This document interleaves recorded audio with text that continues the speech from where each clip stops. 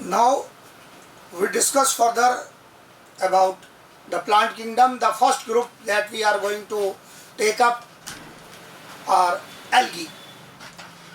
Algae एक पुराना term है जो एक प्लांट किंगडम के अंदर ऐसे ऑर्गेनिजम्स को इकट्ठा डिस्कस करता है जिनमें well developed root shoot leaves वगैरह प्रेजेंट नहीं है, लेकिन ये साइज में काफ़ी बड़े हो सकते हैं, बट इनकी जो प्लांट बॉडी है वो अच्छे से रूट स्टेम लीव्स वगैरह में डिफरेंशिएटेड नहीं है। ये सब ग्रुप मिलकर क्या कहलाएगा? एल्गी कहलाएगा।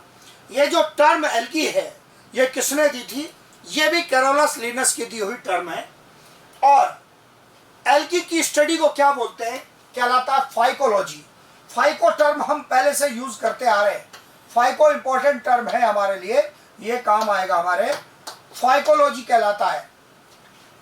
Father of phycology Fritsch. Fritsch ने बड़ा काम किया है एल्गी के क्लासिफिकेशन में, उनके पिगमेंट्स की स्टडी वगैरह में, तो वो कहलाते हैं father of phycology. Algal study के फादर कहलाते हैं। और father of Indian phycology, India में एल्गी की स्टडी के जो फादर कहलाते हैं वो है MOP अयंगर, जिन्होंने इंडिया में एल्गी की लार्ज स्केल पर स्टडी की है। ये सब सिंपल पॉइंट याद करने वाले, रटने वाले पॉइंट है एज इट इज कि एल्गी टर्म किसने दिया, कौन फादर ऑफ फाइकोलॉजी है, इंडिया में कौन फादर ऑफ फाइकोलॉजी के रूप में रिगार्ड किए जाते हैं। फिर उसके बाद पॉइंट आता है एल्गी के फीचर्स का। Algae chlorophyll bearing simple thallus structure है। क्लोरोफिल है मतलब ये क्या? फोटोसिंथेसिस करके अपना भोजन बना रहे हैं। ये टर्म इंपॉर्टेंट आएगा आपके लिए, जो लगातार आगे काफी समय तक उपयोग होगा, जिसका मैंने थोड़ा हिंट भी दिया। थैलॉइड स्ट्रक्चर कहने का क्या मतलब है?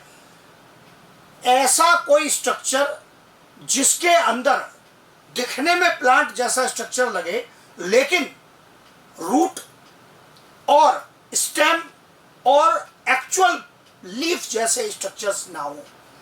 मीन्स दिखने में तो आपको प्लांट लगेगा ग्रो कर रहा है, वो ग्रीन भी है, फोटोसिंथेटिक भी है, लेकिन इसके अंदर एक्चुअल रूट, हायर प्लांट जैसा एक्चुअल स्टेम और हायर प्लांट जैसी एक्चुअल लीव्स नहीं है।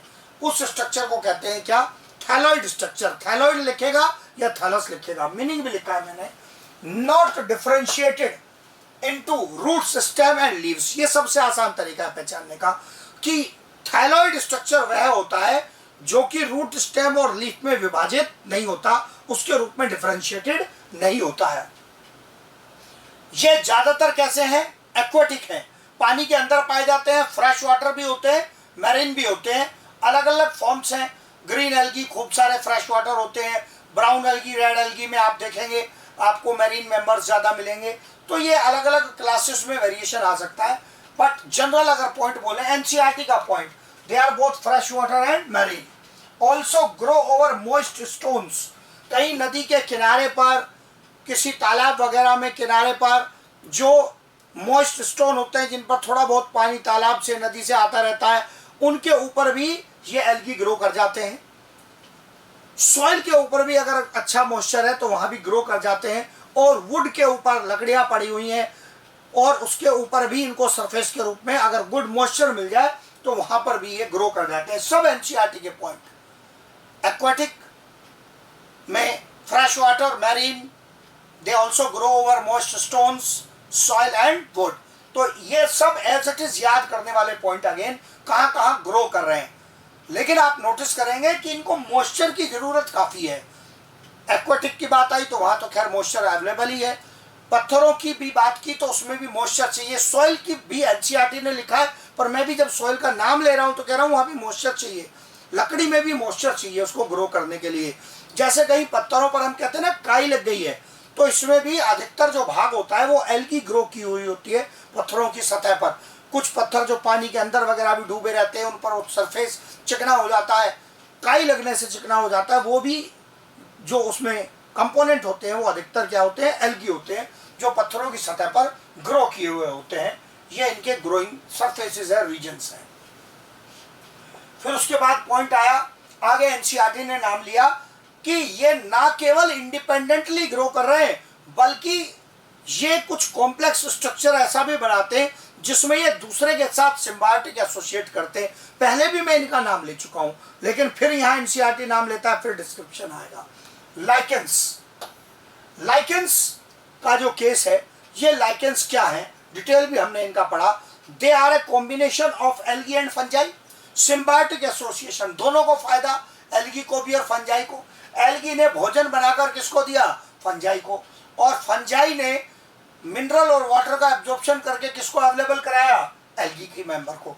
तो इसका मतलब ये जो लाइकेन है, ये ऐसा कॉम्प्लेक्स होता है, ऐसा कॉम्बिनेशन होता है सिम्बायोटिक एसोसिएशन का, जिसके अंदर दो अलग अलग प्रकार के ऑर्गेनिजम्स एसोसिएट किए हुए हैं। और लाइकेन में कौन कौन से, एल्गी और फंजाई।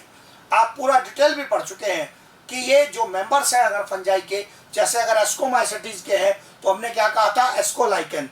बेसिडियोमाइसिटीज के मेंबर होंगे तो क्या कहा था, बेसिडियोलाइकेन।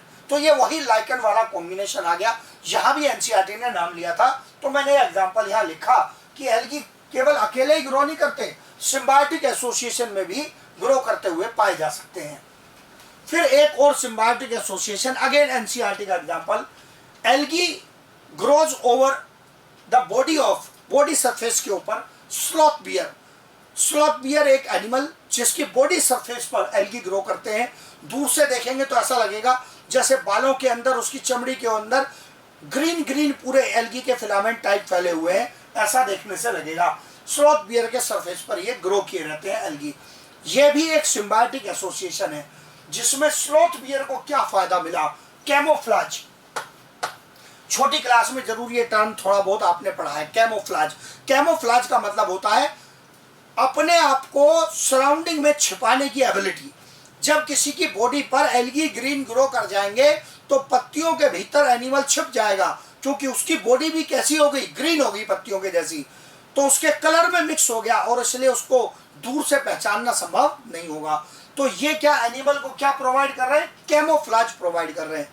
और निश्चित सी बात है कि एनिमल की बॉडी पर अगर ये एल्गी ग्रो कर रहे हैं तो एल्गी खुद भोजन बना रहे हैं और दूसरे न्यूट्रिएंट्स का भी सिंथेसिस कर रहे हैं, जिनको एनिमल खाने के लिए भी उपयोग करता है, बिल्कुल उपयोग करता है, और ये इसके लिए न्यूट्रिएंट्स की भी सोर्स है। तो क्या स्लॉथ बियर को फायदा हुआ, yes, sloth bear was provided camouflage, protective covering हो गई एक प्रकार से, जो सराउंडिंग में छिपने में सहायता करती है, और साथ में न्यूट्रिएंट्स मिल गए। एल्गी को क्या मिला बदले में, एल्गी को मिला शेल्टर। एक तो ग्रो करने के लिए बॉडी मिल गई और बॉडी से मॉइस्चर भी लेती है ये एल्गी, तो ये क्या हो गया, वाटर।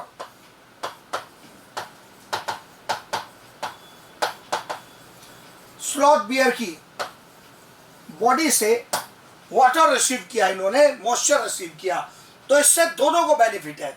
एल्गी को शेल्टर मिल गया, मॉइस्चर मिल गया, और एनिमल को कैमोफ्लाज मिल गया और न्यूट्रिएंट्स मिल गए। प्लस प्लस रिलेशनशिप, पहले भी मैंने कहा लाइकेन वगैरह पढ़ाते हुए, माइकोराइजा पढ़ाते हुए, ऐसे रिलेशनशिप जिसमें दोनों मेंबर्स को फायदा हो रहा है, क्या बोलते हैं हम लोग इनको, सिम्बायोटिक एसोसिएशंस है। अगेन यूं जानना जरूरी है क्योंकि दोनों का नाम यहाँ पर एनसीईआरटी लेता है, इनकी ग्रोथ के बारे में, कहाँ ग्रो कर रहे हैं। फिर इसके बाद अगला पॉइंट आता है एल्गी की फॉर्म्स के बारे में। Forms of algae are highly variable.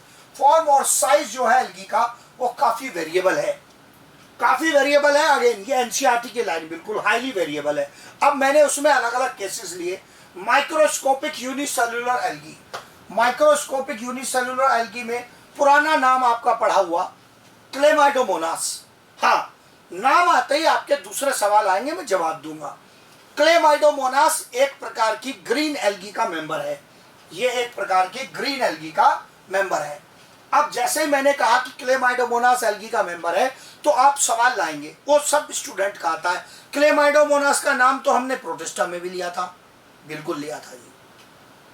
फिर इधर प्लांट किंगडम में भी ले रहे हो। हाँ, एक तो पॉइंट ये कि एनसीईआरटी दोनों जगह नाम लेता है।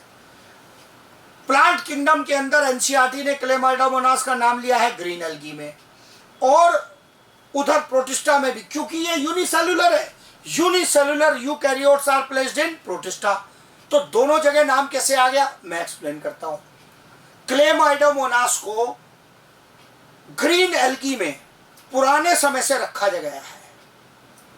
अगर आज की डेट में हमसे कोई क्वेश्चन पूछेगा कि क्लेमाइडोमोनास का एक्यूरेट प्लेस बताओ, किंगडम बताओ, आज भी आंसर वही है जो मैंने पहले पढ़ा दिया, प्रोटिस्टा किंगडम है जी। फिर इधर क्यों ले रहे हो? मजबूरी है। आज भी ज्यादातर किताबें इंक्लूडिंग एनसीईआरटी जब प्लांट किंगडम पढ़ाते हैं तो फिर से क्लेमाइडोमोनास का एग्जांपल लेते हैं, वो यूनिसेलुलर एल्गी में। तो मुझे पढ़ाना तो दोनों जगह पड़ेगा, पर मैं सवाल बताऊंगा। अगर कोई पूछे क्या क्लेमाइडोमोनास ग्रीन एल्गी में कंसीडर किया जा सकता है? यस। लेकिन यदि क्वेश्चन ऐसे हो under 5 kingdom classification Chlamydomonas is the member of, एक ऑप्शन प्रोटिस्टा, एक option Plantae, answer is protista, बिना किसी डाउट के। बेशक से आप इसका नाम एनसीईआरटी में भी एल्गी में पढ़ें, पर यदि दोनों ऑप्शन है तो बेटर आंसर क्लियर कर दिया मैंने, क्या है? प्रोटिस्टा है। हाँ, नाम जरूर दोनों जगह आएगा क्योंकि ये फीचर अपने पिगमेंट्स के वगैरह के आधार पर इनसे भी मैच कर रहा है, दूसरे एल्गी से मैच करता है, तो इस कारण से इसका नाम इधर भी आता है। अब मैंने और डिटेल लिया, यूनिसेलुलर है, आपको ये बाइफ्लैजिलेटेड स्ट्रक्चर दिखाई दे रहा है क्लेमाइडोमोनास का।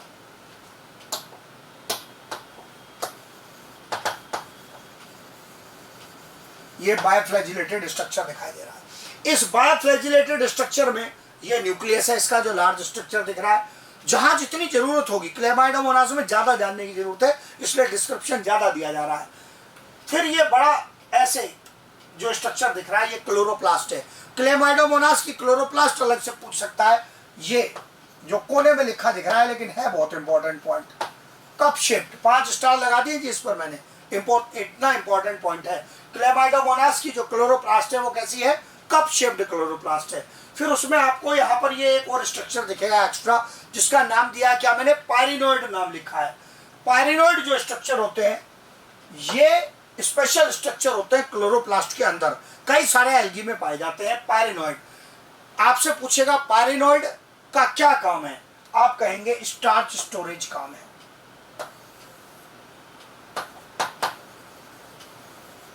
यही काम है, स्टार्च स्टोरेज।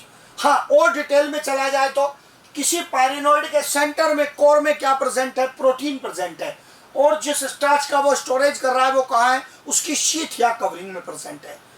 तो इसका मतलब दो अलग बड़े पॉइंट आ गए। क्लेमाइडोमोनास की क्लोरोप्लास्ट कैसी? Cup shaped. क्लेमाइडोमोनास की क्लोरोप्लास्ट में स्टार्च स्टोरेज के स्ट्रक्चर ऑर्गन का नाम बताओ। ये एक सब माइक्रोस्कोपिक स्ट्रक्चर के अंदर और बहुत छोटा स्ट्रक्चर पायरिनोइड के रूप में प्रेजेंट है, जिसका रोल पूछेगा आपसे, क्या कहा? Starch storage.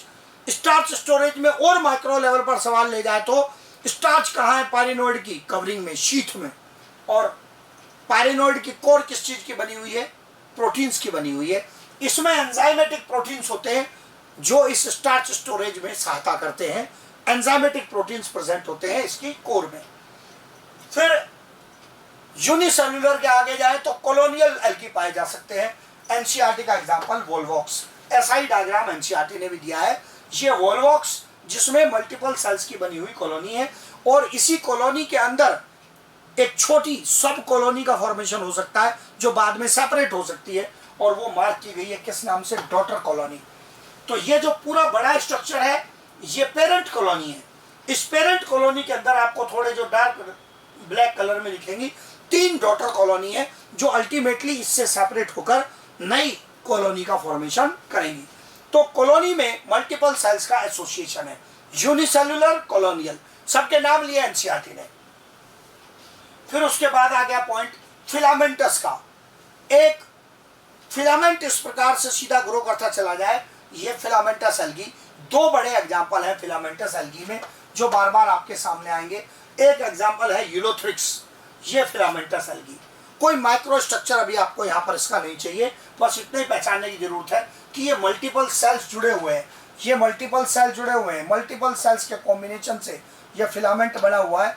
ये इस प्रकार से यहाँ पर ये मल्टीपल सेल्स का association, line by line cells हैं, ये लाइन बाय लाइन सेल्स है ऊपर नीचे रखे हुए इस प्रकार से, और एक सरफेस पर ही अटैच्ड है। ये फिलामेंट का स्ट्रक्चर क्या नाम दिया? यूलोथ्रिक्स, नाम याद रखना है। फिलामेंटस में ही एक और एग्जांपल, ये फिलामेंटस का ही एग्जांपल है स्पायरोगायरा। स्पायरोगायरा पहले तो एक नॉर्मल जैसी पिक्चर हमें दिखती है वैसे ही, ये मल्टीपल फिलामेंट है स्पायरोगायरा के, पर ये नेचुरली तो हमें ऐसे ही दिखती है, और वहां से आपको ज़्यादा क्लीन दिखेगा नहीं, तो और ड्रॉ किया। स्पायरोगायरा का ये एक फिलामेंट है, उसमें मल्टीपल सेल्स होंगे, मैंने 2 सेल ऐसे दिखाए हैं, जिसमें ये डबल लेयर्ड वॉल होती है और अंदर इसमें इसकी क्लोरोप्लास्ट होती है जो ऐसे स्पायरली फैली हुई होती है। इसका जो नाम आया है स्पायरोगायरा, वो इसकी क्लोरोप्लास्ट से ही आया है। ये क्लोरोप्लास्ट है, स्पायरल क्लोरोप्लास्ट। इस प्रकार की ये जो ग्रीन वाले स्ट्रक्चर दिख रहे हैं, क्या है इसकी? स्पायरल क्लोरोप्लास्ट है। ये इसका न्यूक्लियस है। बाकी डॉट क्या है बताऊंगा, आगे आएगा डिस्कशन में, अभी जस्ट आने वाला है। फिर एनसीईआरटी कहता है कि समुद्र में बहुत बड़े बड़े कैल्प्स होते हैं। जो कैल्प्स होते हैं ये लार्जेस्ट एल्गी होते हैं और बड़े पेड़ पौधों की तरह समुद्र के पानी में ग्रो किए रहते हैं। उसका एक पिक्चर लिया है आपको दिखाने के लिए। मछलियां इधर उधर इनके बीच से तैर रही हैं और बहुत बड़े बड़े पेड़ जैसे स्ट्रक्चर समुद्र के अंदर उगे हुए हैं। ये लार्जेस्ट एल्गी होते हैं, जो आप आगे पढ़ेंगे ब्राउन एल्गी की कैटेगरी में आते हैं। कैल्प्स जो है ये लार्जेस्ट एल्गी है, ब्राउन एल्गी की कैटेगरी के अंदर आते हैं। इनका डिटेल भी आगे आएगा जब ब्राउन एल्गी आप पढ़ेंगे। अभी पहले नाम पहचानना। इसका मतलब एनसीईआरटी ने क्या कहा? यूनिसेल्युलर एग्जांपल बताओ, क्लेमाइडोमोनास हो गया। फिर कॉलोनियल एग्जांपल बताओ, वोल्वोक्स हो गया। Filamentous, Ulothrix, spirogyra. फिर क्या इससे और बड़े भी हो सकते हैं? यस, कैल्प्स हो सकते हैं। फिर एनसीईआरटी ने कैसे इसको डिस्क्राइब किया है, ये एनसीईआरटी का डायग्राम ले लिया मैंने, जैसा एनसीईआरटी ने दिया। एनसीईआरटी ने ये डायग्राम दिया, इसमें अलग अलग एग्जांपल दिए। ये आपको पहचानना चाहिए, अभी दिखाया था। ये कौन है? ये आप देख रहे हैं वोल्वॉक्स।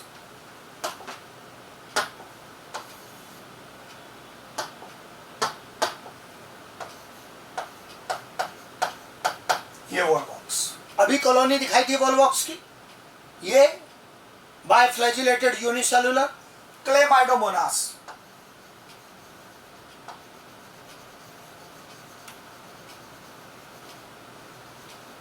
ये क्लेमाइडोमोनास। ये जो स्ट्रक्चर दिख रहा है ये कौन है? ये है कारा। हाँ, लिखा जाता है CHARA, दिखने में लगता है चारा, चारा नहीं है। क्या बोला जाएगा? कारा। तो ये 3 एल्गी आ गए, वोल्वॉक्स, क्लेमाइडोमोनास, कारा। ये A1, A2, A3। फिर ये इधर यहां पर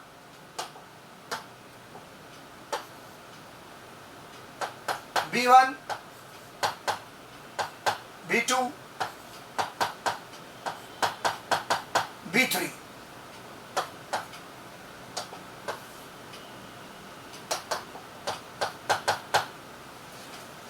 ये जो B1 है लैमिनेरिया, B2 फ्यूकस,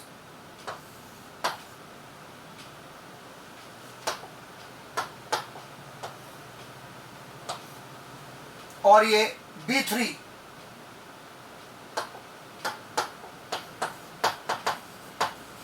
डिक्टियोटा। हाँ जी, ये नाम याद करने हैं बिल्कुल हमें, एनसीईआरटी ने नाम दिए हैं, इनसे बचकर नहीं भाग सकते हम लोग कहीं भी। तो ये वोल्वॉक्स बहुत आसान पहचानने, क्लेमाइडोमोनास बार बार चर्चा आएगी, कारा, लैमिनेरिया, शक्ल पहचाननी है इनकी, डायग्राम देके सवाल पूछ सकता है। ये लैमिनेरिया है, फ्यूकस है, शक्ल पहचाननी बहुत जरूरी है इनकी, डिक्टियोटा है। ये कौन है?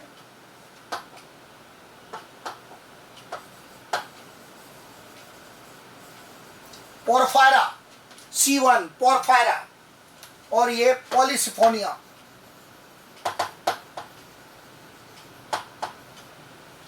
पॉलीसिफोनिया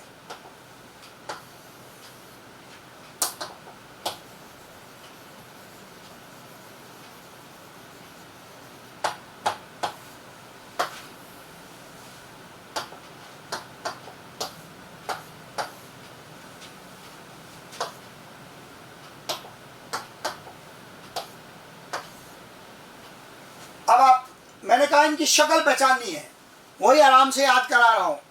अब मैं इनको गायब भी कर दूं सेल, इनको कोई से को, और टेस्ट में आपसे सवाल पूछो तो इनकी शक्ल आपको पहचान में आनी चाहिए। ये आसान एकदम, किसी से मिक्स मैच नहीं होगा। वोल्वोक्स, क्लेमाइडोमोनास, कारा, इधर संभल के रहना, ये मिक्स होते हैं, इनको ध्यान से पहचानना है। Laminaria, Fucus, डिक्टोटा। हाँ, इनके डिटेल जो कंपोनेंट लिखे हैं अभी उस पर नहीं जाना, जब आप इनकी कैटेगरी पढ़ेंगे तब आएंगे। अभी इनकी शक्ल पहचाननी है पहले। पोरफायरा, पॉलीसिफोलिया, ये अभी पहले इनकी शक्ल याद करनी है कि ये ऐसे ऐसे दिखाई देते हैं। इसका मतलब unicellular algae, colonial algae, filamentous अलग से दिखा चुका, वो एनसीईआरटी ने डायग्राम में नहीं दिखाया, मैंने दिखा दिया यूलोथेरिक्स, स्पायरोगायरा। फिर उससे भी बड़े और कॉम्प्लेक्स स्ट्रक्चर्स ये यहाँ पर एनसीईआरटी ने शो किए हैं। मतलब क्या फिलामेंटस से बड़े भी और एल्गी हैं? बिल्कुल, ये आपके सामने और भी कॉम्प्लेक्स एल्गी यहाँ पर दिखाई दे रहे हैं। लेकिन इनमें किसी में भी well developed actual root, stem और लीफ स्ट्रक्चर नहीं है। ये एक्चुअल लीफ किसी के पास भी नहीं है। इधर उधर आपको ये ऐसे फैले हुए ब्रांचिंग जैसे कुछ दिख जाएगा, पर ये सच में एक्चुअल लीफ स्ट्रक्चर किसी के पास भी नहीं है। फिर उसके बाद पॉइंट आता है, algae are surrounded by a mucilaginous sheath. पहले भी नाम आया था म्यूसिलेजिनस शीट का। जो म्यूसिलेजिनस शीट है ये एक पॉलीसैकेराइड की बनी हुई शीट होती है जो सूखने से बचाने में, कवरिंग में सहायता करती है। और उसके भीतर क्या रखी होती है? सेल वॉल रखी होती है। सेल वॉल बनी है किस चीज की? ये याद करना बहुत जरूरी।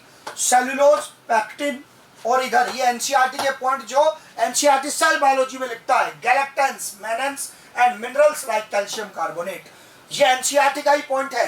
पर एनसीईआरटी ने जाकर सेल बायोलॉजी में लिखा है। सेल स्ट्रक्चर पढ़ाते हुए कहता है एनसीईआरटी कि एल्गी की सेल वॉल में अन्य प्लांट की तुलना में कुछ एक्स्ट्रा और शुगर प्रेजेंट होते हैं, गैलेक्टेंस, मेनेंस प्रेजेंट होते हैं। इसके अतिरिक्त कैल्शियम कार्बोनेट का गुड अमाउंट पाया जाता है। तो ये पक्के याद करने, इनसे बचना नहीं है बिल्कुल भी। क्या क्या नाम दिए मैंने? गैलेक्टेंस, मेनेंस, क्या है ये भी एक प्रकार के शुगर्स हैं। और इसके अतिरिक्त मिनरल कंटेंट क्या? Calcium carbonate. ये आसान होना चाहिए। ये तो ज्यादातर प्लांट में सेल वॉल में आप देखते ही हैं, क्या? Cellulose and pectin. सेलुलोज और पैक्टिन भी शुगर्स है। इसका मतलब cellulose complex sugar, pectin complex sugar, galactans, mannans are also complex sugar. इसका मतलब 4 टाइप के शुगर याद करने हुए आपको। सेलुलोज, पैक्टिन, गैलेक्टेंस, मेनेंस सब शुगर कंपोनेंट है। इसके अतिरिक्त क्या? Mineral content, calcium carbonate.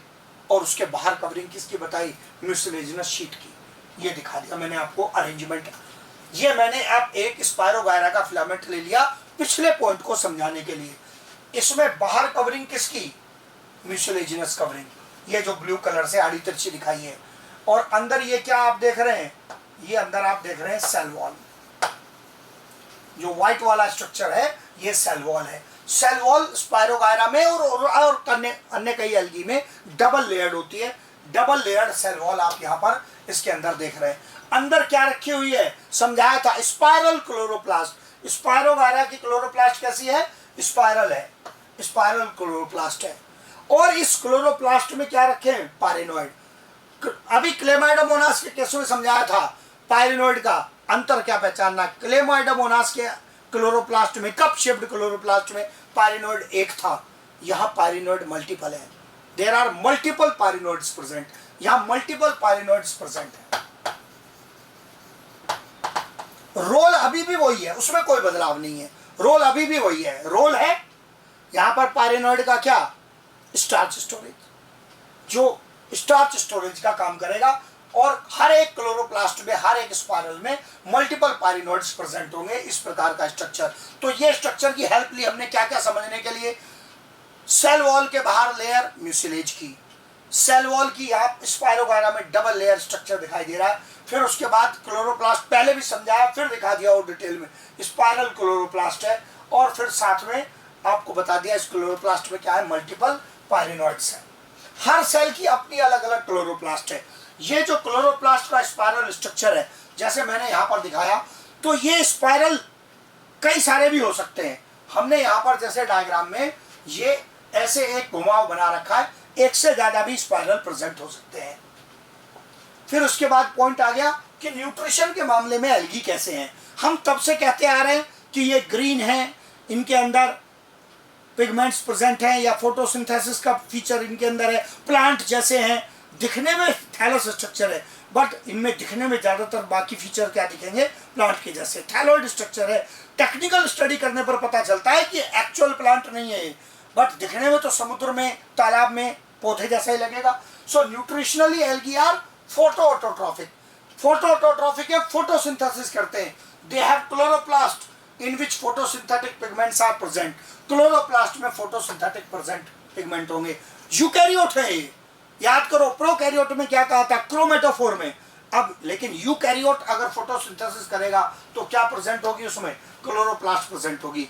और मेन पिगमेंट यहां पर मैंने मेंशन किए, पिगमेंट्स की बात आई तो chlorophyll A and beta carotene.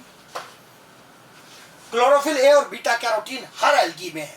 क्या कुछ पिगमेंट का बदलाव आएगा, वेरिएशन आएगा, पक्का आएगा। अभी यहाँ जो आप लिखा हुआ देख रहे हैं chlorophyll A and beta carotene, ये वो पिगमेंट्स हैं जो किसी भी प्रकार के एल्गी में प्रेजेंट है। So all algae have chlorophyll A, yes. तो किसी में बी सी डी का डिफरेंस आएगा, बिल्कुल आएगा, आगे उनकी क्लासेस में डिस्कस करेंगे। और बीटा कैरोटीन, ये हो गया इनके पूरे न्यूट्रिशन का हमारा discussion. Now we are going to discuss reproduction in algae. Algae में जो रिप्रोडक्शन का प्रोसेस है वो कैसे चलेगा, ये हमारा डिस्कशन आ गया। एल्गी के अंदर सबसे पहले हम देख रहे हैं वेजिटेटिव रिप्रोडक्शन का केस। वेजिटेटिव रिप्रोडक्शन पहले से हम लोग डिस्कस करते आ रहे हैं। क्या है, किसी ऑर्गेनिज्म का कोई सामान्य सेल यदि डायरेक्टली नए मेंबर का फॉर्मेशन करे सामान्य माइटोटिक डिवीजन के माध्यम से, तो या फ्रेगमेंटेशन हो जाए, इसी को हम वेजिटेटिव रिप्रोडक्शन कहते हैं। मतलब इसमें कोई स्पेशल स्पोर नहीं बना, कोई गैमेट बनना, फ्यूजन होने जैसी कोई एक्टिविटी नहीं है। There is either a simple mitotic division or fragmentation into two members. इसी को बोलते हैं हम वेजिटेटिव रिप्रोडक्शन। क्योंकि सामान्य वेजिटेटिव सेल वो होते हैं जो नॉर्मल बॉडी के सेल होते हैं, जो रिप्रोडक्टिव सेल नहीं है, उनको बोलते हैं वेजिटेटिव सेल। और उनके द्वारा यदि नए मेंबर्स बन जाए तो ये कहलाता है वेजिटेटिव रिप्रोडक्शन। सबसे पहला केस बाइनरी फिशन का। बाइनरी फिशन टर्म हम पहले से यूज करते आ रहे हैं, बैक्टीरिया से यूज कर रहे हैं। बाइनरी फिशन क्या है, जिसमें पुराना पेरेंट सेल डिवाइड होकर दो नए मेंबर बना दे। बाइनरी मतलब टू, दो नए मेंबर बना दे तो वही क्या है, बाइनरी फिशन है। यही मीनिंग यहां पर लिखा है, cell divided into two new individuals. जो नए दो सेल बनेंगे वो अल्टीमेटली क्या होंगे, दो नए इंडिविजुअल होंगे। पर ये किसमें पॉसिबल होगा, ये पॉसिबल होगा यूनिसेल्युलर एल्गी में, जैसे कि Chlamydomonas. Unicellular algae, single cell के बने हुए एल्गी जैसे क्लेमाइडोमोनास। क्योंकि इसमें अगर एक सेल का मेंबर बना हुआ है और उसमें डिवीजन हो गया तो जो दो नए सेल बने वो भी तो क्या है, अल्टीमेटली दो नए मेंबर ही हो गए ना, जैसे बैक्टीरिया में हो रहा था। तो इसका मतलब ये हुआ कि अगर यूनिसेल्युलर मेंबर है और उसमें डिवीजन हो जाए तो उसका अर्थ ही बनता है कि दो नए मेंबर बन गए। हाँ, आपका कुछ और क्वेश्चन आ सकता है। वो क्वेश्चन क्या होगा कि सर आपने क्लेमाइडोमोनास का नाम प्रोटिस्टा में भी लिया था, अब आप इधर एल्गी में भी ले रहे हो। पक्का लेना पड़ेगा जी, एनसीईआरटी ने भी ऐसे ही किया है। हाँ, हमें समझ ठीक चलानी पड़ेगी। क्या क्लेमाइडोमोनास एल्गी में भी गिना जाता है? हाँ, ग्रीन एल्गी में आप इसका नाम पढ़ेंगे जब आगे एल्गी का क्लासिफिकेशन भी आएगा। ये यूनिसेल्युलर एल्गी में भी रखे जाते हैं, लेकिन ये प्लेसमेंट पुराना है। नया प्लेसमेंट पहले ही पढ़ा चुका हूं। क्योंकि ये यूनिसेल्युलर यूकैरियोट है तो 5 किंगडम क्लासिफिकेशन के आधार पर जो हम रिसेंट क्लासिफिकेशन फॉलो करते हैं, they are placed in Protista. फिर हमने यहां एल्गी में दोबारा नाम क्यों लिया? क्योंकि एनसीईआरटी भी दोनों जगह पढ़ाता है और आज की डेट में भी दोनों स्थान के क्वेश्चन बनते हैं। दोनों क्वेश्चन बोल के दिखाता हूं, ध्यान से सुनना है। क्या क्लेमाइडोमोनास यूनिसेल्युलर एल्गी में काउंट हो सकता है? यस। लेकिन यदि एक साथ दो पॉइंट आ जाएं कि क्लेमाइडोमोनास के लिए यूनिसेल्युलर एल्गी बेटर है या इसकी पोजीशन में ये प्रोटिस्टा बेटर है, ये कहां रखा जाएगा? Then answer is Chlamydomonas is better placed in Protista. I say better placed in Protista. But do we still consider Chlamydomonas under algae? Yes. तो इसका मतलब समझदारी से चलना पड़ेगा, नाम आ जाए मेरे बताने में, एनसीईआरटी के लिखे हुए में, तो उससे घबराना नहीं है। तो ये क्लेमाइडोमोनास यूनिसेलुलर एल्गी है, डिवाइड हो गए तो नए मेंबर्स बना देंगे। फ्रेगमेंटेशन निश्चित सी बात है, फंजाई से देखते आ रहे हो। अगर कोई मेंबर फिलामेंटस है और फिलामेंट दो हिस्सों में टूट गया तो दोनों टुकड़े नए फिलामेंट का फॉर्मेशन कर देंगे, जैसे कि मेंबर कौन, स्पायरोगायरा। स्पायरोगायरा एक फिलामेंटस एल्गी है, लॉन्ग थ्रेड लाइक स्ट्रक्चर होता है, और अगर वो टूट जाए 2-3 हिस्सों में तो हर टुकड़ा नए फिलामेंट का फॉर्मेशन कर देगा। ये केस आ गया किसका, वेजिटेटिव रिप्रोडक्शन का। फिर इसके बाद यहां पर अगला पॉइंट आ गया हमारा डिस्कशन में, एसेक्सुअल रिप्रोडक्शन का। एसेक्सुअल रिप्रोडक्शन में कुछ ना कुछ स्पेशल टाइप के स्पोर या सर्टेन स्पेशल स्टेजेस बनती हैं। फेवरेबल कंडीशन में एल्गी किस प्रकार का एसेक्सुअल रिप्रोडक्शन शो करते हैं। 2 प्रकार के स्पेशल स्पोर आपको यहां दिखेंगे, ये नाम हमने पहले भी यूज किए हैं, एल्गी में भी यूज होते हैं, फंजाई वगैरह में भी यूज होते हैं। Zoospore and aplanospore. अगर मोटाइल हैं, जिनमें मूवमेंट है, फ्लैजिलेटेड है, एसेक्सुअल स्पोर्स, तो क्या कहलाएंगे, जूस्पोर। और अगर नॉन मोटाइल है तो कैसे, क्या कहलाएंगे, एप्लेनोस्पोर। नॉन मोटाइल है मतलब नॉन फ्लैजिलेटेड है, तो ये कहलाएंगे एप्लेनोस्पोर। अब दोनों ही स्पोर बन रहे हैं फेवरेबल कंडीशन के अंदर, और दोनों थिन वॉल्ड है, मतलब थिक वॉल की जरूरत ही नहीं है। थिक वॉल प्रोवाइड करती है बाहर की अनफेवरेबल कंडीशन से प्रोटेक्शन। अब यहां पर इस समय कंडीशन अनफेवरेबल है ही नहीं, तो थिक वॉल की जरूरत भी नहीं है। मतलब ये जो पॉइंट है, ये दिखने में रट्टे जैसा लग सकता है, पर इसका महत्व है, इस पर बार बार सवाल आते हैं। थिन वॉल्ड वाले जो एसेक्सुअल स्पोर्स वगैरह बनते हैं, they are formed under favourable condition, जबकि थिक वॉल की जरूरत पड़ती है प्रोटेक्शन के लिए अनफेवरेबल में, जो आगे आएगा डिस्कशन में। यहां पर मैंने क्लेमाइडोमोनास के जो जूस्पोर है उनके फॉर्मेशन को थोड़ा रिप्रेजेंट किया। ये रिप्रेजेंटेशन हमें और बेहतर समझ देंगे। ये क्लेमाइडोमोनास का सेल है, माइक्रो डिटेल में नहीं जाना है, यहां पर इसकी जरूरत नहीं है। ये पहचानना है केवल कि ये क्लेमाइडोमोनास का वेजिटेटिव सेल है।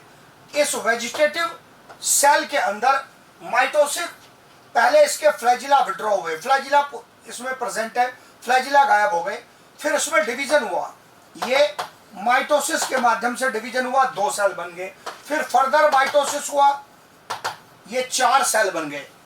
ये बीच में लाइन नजर आएगी आपको, 2 सेल बन गए, फिर यहां पर ये लाइन तो थी ही, ऐसे और आ गई, 4 सेल बन गए। अब इन चारों सेल के अंदर इनमें डिफरेंशिएशन हुआ या मैचुरेशन हुआ, और अल्टीमेटली ये फ्लैजिलेटेड स्ट्रक्चर बन गए। दिखने में ये पेरेंट वेजिटेटिव सेल के जैसे लगते हैं, पर उससे साइज में छोटे हैं, और ये कहलाते हैं जूस्पोर। ये जो यहां लिखा है, मैंने इधर मेंशन किया, यही लिखा है डायग्राम में, जूस्पोर्स हैं ये। तो जूस्पोर को ध्यान से आप पहचान लेंगे, फ्लैजिलेटेड स्ट्रक्चर्स बन रहे हैं। पेरेंट सेल के अंदर, parent vegetative cell single unicellular structure होता है क्लेमाइडोमोनास का। कितने फ्लैजिला नजर आ रहे हैं, 2। दोनों फ्लैजिला पहले विड्रॉ हो गए, मतलब वहां से सब अलग हो गए। फिर ये जो पेरेंट सेल था, इसमें डिवीजन हुआ, माइटोसिस से पहले 2 सेल बने, फिर फर्दर माइटोसिस हुआ दोनों में, फिर डिवीजन हुआ, 4 सेल बन गए। अब चारों सेल ये क्या बनाएंगे, जूस्पोर्स बना दिए इन्होंने, और ये पेरेंट की वॉल को रप्चर करके रिलीज हो गए। और अब ये मैच्योर होकर चारों के चारों 4 नए क्लेमाइडोमोनास बनाएंगे। यहां तो एक दिखाए ना हमने साइकिल के अंदर, मतलब एक मेंबर से एक बनेगा, तो इसका मतलब हर एक जूस्पोर से नया मेंबर बन जाएगा मैच्योर होके। तो इस प्रकार से ये इसकी संख्या को बढ़ा रहा है, और नॉर्मल माइटोटिक डिवीजन से यहां पर संख्या बढ़ गई। तो केवल 1 से 2 बन जाए, बाइनरी फिशन। स्पेशल स्पोर के माध्यम से बने तो एसेक्सुअल रिप्रोडक्शन। वो स्पेशल स्पोर अगर मोटाइल है, फ्लैजिलेटेड है, तो जूस्पोर। अगर ये ऐसे ही स्पोर बनते 1 से 2, 2 से 4, बस इसमें फ्लैजिला ना बनते, फ्लैजिला ना बनते तो क्या कहलाता? एप्लेनोस्पोर। और कोई बड़ा डिफरेंस नहीं है। तो इसका मतलब यदि फ्लैजिलेटेड वाले बने तो जूस्पोर, और बिना फ्लैजिलेटेड वाले बने तो एप्लेनोस्पोर। बेसिक आइडिया वही रहेगा, उसमें कोई डिफरेंस नहीं है। पेरेंट सेल डिवाइड होगा, माइटोसिस से डिवाइड होगा, 2 सेल 4 सेल, और फिर ये एप्लेनोस्पोर कहलाएंगे। अगर फ्लैजिला नहीं बना, फ्लैजिला बना तो क्या कहलाएंगे? जूस्पोर। दोनों केस बता दिए ये क्लेमाइडोमोनास के एक्सप्लेनेशन में। और भी केस लूंगा, जैसे जहां कुछ अंतर आएगा ना, कोई भी नया पॉइंट होगा वो जरूर लूंगा। जूस्पोर्स इन यूलोथ्रिक्स। यूलोथ्रिक्स भी एक फिलामेंटस एल्गी है।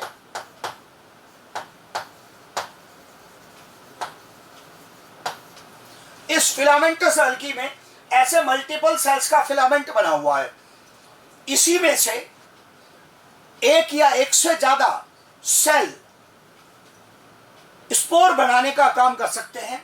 उसकी जो अंदर की प्रोटोप्लाज्म है उसमें माइटोसिस होगा, और माइटोसिस से जूस्पोर्स का फॉर्मेशन होगा। ये जूस्पोर बाहर रिलीज होते हुए दिख रहे हैं। यूलोथ्रिक्स में जूस्पोर अलग अलग टाइप के हैं, इसीलिए एडिशनल एक्सप्लेनेशन आया। यूलोथ्रिक्स में जूस्पोर एक तो 2 अलग अलग साइज के हैं, macro and micro. Macro and micro. Macro वाले जो जूस्पोर है वो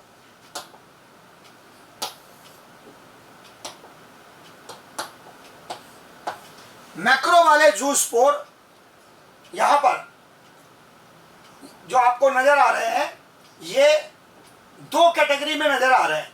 मैक्रो वाले जूस्पोर यहां पर आप देख रहे हैं, ये क्वाड्रीफ्लैजिलेट है जो काफी बड़ा साइज है। ये उससे थोड़ा छोटा है पर इससे बड़ा है, नाम यही कहलाता है मैक्रो जूस्पोर। तो मैक्रो में 2 कैटेगरी हैं, दे आर आइदर क्वाड्रीफ्लैजिलेट मतलब 4 फ्लैजिला, और बाइफ्लैजिलेट। जबकि जो माइक्रो जूस्पोर है दे आर एसेंशियली बाइफ्लैजिलेटेड। तो इसका मतलब आपसे क्या पूछा जा सकता है, क्योंकि एनसीईआरटी इतना डिटेल नहीं देता है, आपको अंतर याद रखना है, उस पर बढ़िया क्वेश्चन बनेगा। हम वो टच करने की कोशिश करते हैं जिस पर क्वेश्चन आ सकता है। क्लेमाइडोमोनास में जूस्पोर बने थे, बिल्कुल सब एक जैसे थे। यूलोथ्रिक्स में जूस्पोर बनेंगे, पक्का बन जाएंगे। कितने प्रकार के जूस्पोर टोटल दिख रहे हैं? इसमें 3 प्रकार के टोटल जूस्पोर दिख रहे हैं। एक कैटेगरी मैक्रो जूस्पोर, उसमें 2 टाइप, क्वाड्री एंड बाइफ्लैजिलेट, और माइक्रो जूस्पोर एसेंशियली बाइफ्लैजिलेट। ये डायग्राम सहित यहां पर पहचान लिया। जो भी जूस्पोर बनेंगे टारगेट सबका एक ही है, ये सब जर्मिनेट करके नया फिलामेंट बनाएंगे। रोल सबका एक ही है। जिसको भी जब सूटेबल कंडीशन में जर्मिनेट करके फिलामेंट बनाने का मौका मिलेगा सूटेबल सरफेस पर, तो ये जर्मिनेट करेंगे और जर्मिनेट करके ग्रो करते जाएंगे। मल्टीपल सेल्स का क्या बनाएंगे? डिवाइड करते करते फिलामेंट बनाते चले जाएंगे। रोल सबका यही है। हाँ, इनमें फ्लैजिला के कारण इनकी डिस्पर्सल पावर, पानी में तैरकर कितनी दूर तक डिस्पर्स हो सकते हैं, इसमें अंतर आ जाएगा। So number of flagella present in zoospore make them different with respect to their dispersal ability. कितनी दूर तैरकर दूसरे क्षेत्रों में जाकर नए फिलामेंट बनाने की इनकी एबिलिटी है, इसमें अंतर पैदा हो जाएगा। पर ये डीप पॉइंट्स हैं, इनके उपयोग होने के चांस हमारे एग्जाम में कम होते हैं। हाँ, डायरेक्ट जो आंखों से दिखता है वो पहले उपयोग होता है। तो इसका मतलब आपको यहां पर स्पोर दिखने चाहिए पहले। वो स्पोर क्या है? क्वाड्रीफ्लैजिलेट, मैक्रोजूस्पोर, बाइफ्लैजिलेट, मैक्रोजूस्पोर एंड बाइफ्लैजिलेट, माइक्रोजूस्पोर, ये आपके सामने यहां पर दिखाई दे रहे हैं। फिर इसके बाद अनफेवरेबल कंडीशन की बात हो गई। हमने कहा था अनफेवरेबल कंडीशन में जो भी स्पोर बनेंगे वो क्या कहलाएंगे? वो बनेंगे थिक वॉल्ड। 2 मेन नाम है, हाइपनोस्पोर, एकाइनिट्स।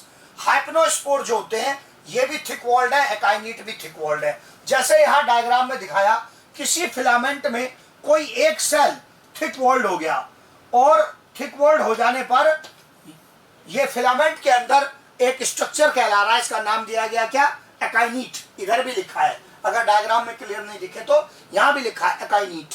ये जो थिक वॉल्ड स्ट्रक्चर हो गया, ये आप देख रहे हैं कि यहाँ पर इसमें जो वॉल है ये काफी थिक हो गई है, ये थिक वॉल हो गई है इसकी, और इसको डार्क कर दिया है, ये थिक वॉल हो गई है।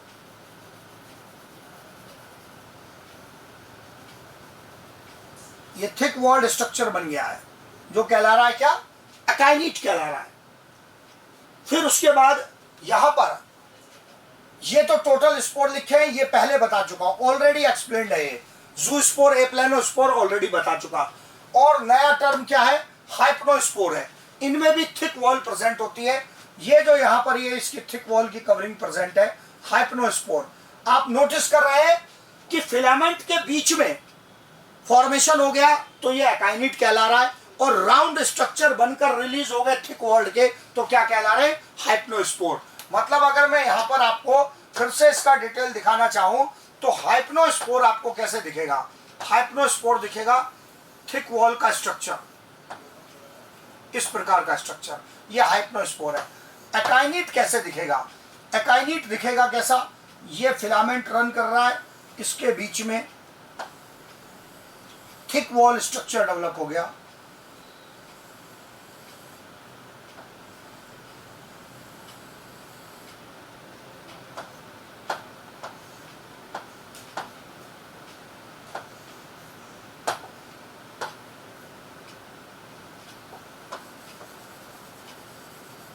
इस प्रकार का, और ये पेरेंट फिलामेंट से सेपरेट हो जाएगा, और पेरेंट फिलामेंट से सेपरेट होकर ये सूटेबल कंडीशन में जब भी इसको जर्मिनेट होने का मौका मिलेगा, नए सेल का फॉर्मेशन ये अकाइनेट करेगा, इस प्रकार की कंडीशन। जबकि जो बाकी सेल है उनमें जो वॉल है वो थिन है। तो यहां पर ये थिक वॉल अकाइनेट फॉर्मेशन हो गया, उस स्ट्रक्चर को यहां पर मैंने रिप्रेजेंट किया है। दीज आर थिक वॉल्ड हाइप्नोस्पोर्स, ये थिक वॉल्ड हाइप्नोस्पोर्स है। हाँ, आपके दिमाग में अगला जो क्वेश्चन आएगा वो ये थिक वॉल्ड बनने का कारण मैंने पहले भी कहा, अनफेवरेबल कंडीशन को पास करना टारगेट है। थिक वॉल प्रोटेक्शन प्रोवाइड करेगी। जो थिक वॉल है इसका रोल है प्रोटेक्शन प्रोवाइड करने का, क्योंकि बाहर कंडीशन कैसी है, अनफेवरेबल कंडीशन है। आप कह सकते हैं कैसी अनफेवरेबल है, बाहर क्या जंग चल रही है। एल्गी के लिए मेन जो अनफेवरेबल कंडीशन होती है उसका मतलब होता है कि बाहर पानी की कमी है। अगर बाहर कंडीशन में ड्राइनेस आ गई तो एल्गी मारा जा सकते हैं, और उसके बचाव के लिए इनकी वॉल के थिक हो जाने पर इनके अंदर जो मॉइस्चर है उसके लॉस होने के चांस कम हो जाते हैं। तो ये जो थिक वॉल है इसके मॉइस्चर लॉस को कम करने की कंडीशन क्रिएट करती है, जिससे कि इसके प्रोटेक्शन बढ़ जाता है। यहां पर ये सारे कंडीशन दिखाई थी एसेक्सुअल की, चारों के मैंने नाम लिए हैं। ज़ूस्पोर, एप्लेनोस्पोर पिछले केस में अभी बताकर आया हूं, और अकाइनिट और हाइप्नोस्पोर अभी बताए हैं। चारों नाम पहले याद कर लेने। फेवरेबल में 2 नाम लिए, ज़ूस्पोर, एप्लेनोस्पोर। अनफेवरेबल में 2 नाम लिए, हाइप्नोस्पोर एंड अकाइनिट। अब ये चारों नाम तो एनसीईआरटी भी लेता है, एक नाम और लूंगा, वो उससे थोड़ा एक्स्ट्रा है, पर वो बहुत बड़ा लंबा चौड़ा डिटेल नहीं है, आराम से कवर हो सकता है। वो भी कहीं कहीं आपको ऑप्शंस में मिलेगा। वो कहलाता है पाल्मेला स्टेज। ये कहलाता है पाल्मेला स्टेज। पाल्मेला स्टेज में क्या होता है, अगर एनवायरनमेंट में सडन अनफेवरेबल कंडीशन आ जाए तब ये कंडीशन क्रिएट होती है। सडन का क्या महत्व है, सपोज कोई क्लेमाइडोमोनास अपने सेल को डिवाइड कर रहा था ज़ूस्पोर बनाने के लिए। अब ज़ूस्पोर तो फेवरेबल में बनते हैं, लेकिन बाहर अचानक पानी की कमी हो गई, तो ज़ूस्पोर में तो फ्लैजिला है, पानी तो है नहीं, बाहर कम है, काय में तैरेंगे, हवा में थोड़ी तैरेंगे ज़ूस्पोर। पानी की कमी हो गई, उल्टा सेल मारे जा सकते हैं। तो ऐसी परिस्थिति में ज़ूस्पोर बनने के बजाय क्या होगा, फ्लैजिला तो बनेंगे नहीं, उल्टा उन सेल के चारों तरफ एक एक्स्ट्रा म्यूसिलेजिनस कवरिंग आ जाएगी, म्यूसिलेज की कवरिंग आ जाएगी। म्यूसिलेज एक प्रकार का जो चिपचिपा कवरिंग होता है वो म्यूसिलेज है। यह बना होता है कॉम्प्लेक्स शुगर्स का, और ये पानी के लॉस को कम करता है, मॉइस्चर गेन करने की एबिलिटी इसमें होती है। ये सेल्स को कवर कर लेगा, और सेल्स को कवर करने के कारण ये सेल्स ड्राई होने से बच जाएंगे। तो यहां मैंने मेंशन भी किया है, provides protection from desiccation. Desiccation यही आता लिखा हुआ एग्जाम में कि ये डेसिकेशन से बचाता है, मतलब ड्राई होने से बचाता है। अंदर ये सेल्स प्रेजेंट है जो डिवीजन से बने हैं। उनका टारगेट था कोई सूटेबल स्पोर वगैरह बनाना, लेकिन क्योंकि परिस्थिति अचानक बदल गई और फेवरेबल कंडीशन के स्पोर बनाकर अब उनको रिलीज नहीं किया जा सकता, क्योंकि अचानक बाहर की कंडीशन में बदलाव आ गया। तो अचानक बदली हुई परिस्थितियों में सेल्स को डायरेक्टली बाहर रिलीज करने के बजाय उनको एक म्यूसिलेजिनस कवरिंग में कवर कर दिया जाए उनके प्रोटेक्शन के लिए। यही स्टेज क्या कहलाती है? पाल्मेला स्टेज कहलाती है। नाम याद रखना है, क्या? पाल्मेला स्टेज कहलाती है। ये नीचे भी ये लिखा है, नीचे यहाँ मेंशन है क्लेमाइडोमोनास पाल्मेला स्टेज। नीचे जो यहाँ पर ये मेंशन किया गया है, ये लिखा हुआ है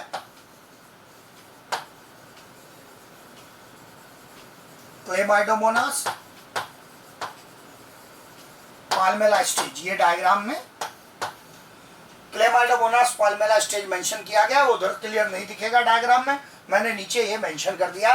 ये जो सेल्स हैं इनको ही यहाँ पर कवर करके म्यूसिलेजिनस शीट में बाहर जो है आप डॉटेड लाइन दिख रही है, मैंने मार्क भी किया है, ये पाल्मेला स्टेज का फॉर्मेशन आ गया। मेन पॉइंट एक ही बनता है, म्यूसिलेजिनस शीट का क्या रोल है यहाँ पर? That is protecting the cells from desiccation. ये मेन क्वेश्चन है, इसी वजह से मैंने पाल्मेला स्टेज का पॉइंट लिया है। ये मेन टारगेट है जिससे सवाल हमसे बन सकता है। फिर उसके बाद अगला केस आता है डिस्कशन का सेक्सुअल रिप्रोडक्शन का। सेक्सुअल रिप्रोडक्शन में निश्चित सी बात है गैमेट बनेंगे, उनका फ्यूजन होगा, जाइगोट बनेगा, फिर उससे मेंबर बनेंगे। ये सामान्य परिस्थिति होती है सेक्सुअल रिप्रोडक्शन की। तो सबसे पहले ये जानना है फिर हमें गैमेट बनाएगा कौन, कैसे बनेंगे, क्या कुछ सेक्स ऑर्गन्स प्रेजेंट है, उसकी जानकारी आएगी। मेल सेक्स ऑर्गन को क्या बोलेंगे? एंथ्रीडियम। ये नाम हमने फंजाई में भी यूज किया है। Male sex organ is referred as antheridium. Symbol male sex organ के लिए या मेल के लिए। Female sex organ referred as oogonium. दोनों नाम याद रखने एकदम आसान है, पहले भी यूज कर चुके हैं हम फंजाई में भी इनको। तो antheridium male sex organ, oogonium female sex organ. फिर यहां पर ये थोड़ा टेक्निकल पॉइंट आते हैं। Sex organs are jacketless. हाँ, यही आता है जी एग्जाम में, जैकेटलेस। तो बच्चा पहली बार पढ़ता है तो उसको लगता है क्या मतलब है, उसने जैकेट नहीं पहनी है, गर्मी लग रही है, सर्दी का मौसम नहीं है। तो यहां जैकेटलेस शब्द का जो अर्थ है मैंने मीनिंग भी लिखा है, क्योंकि ये जानना बहुत जरूरी है। When a cell of algae behaves as a sex organ,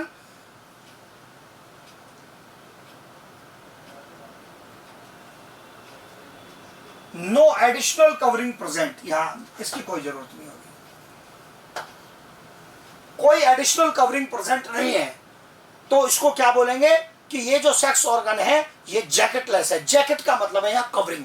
cell के बाहर अतिरिक्त कवरिंग होगी तो वो जैकेट कहलाती है, कोई एडिशनल कवरिंग नहीं होगी तो वो जैकेटलेस सेक्स ऑर्गन कहलाएगा। दिखेगा आपको, बिल्कुल डायग्राम सही दिखेगा। पहले टर्म याद करना, मैं हमेशा पहले ये बोलता हूं कि पहले नाम जरा याद करना है, मैं उसको दिखाऊंगा, शो करूंगा बिल्कुल कि जैकेटलेस सेक्स ऑर्गन का क्या मीनिंग है।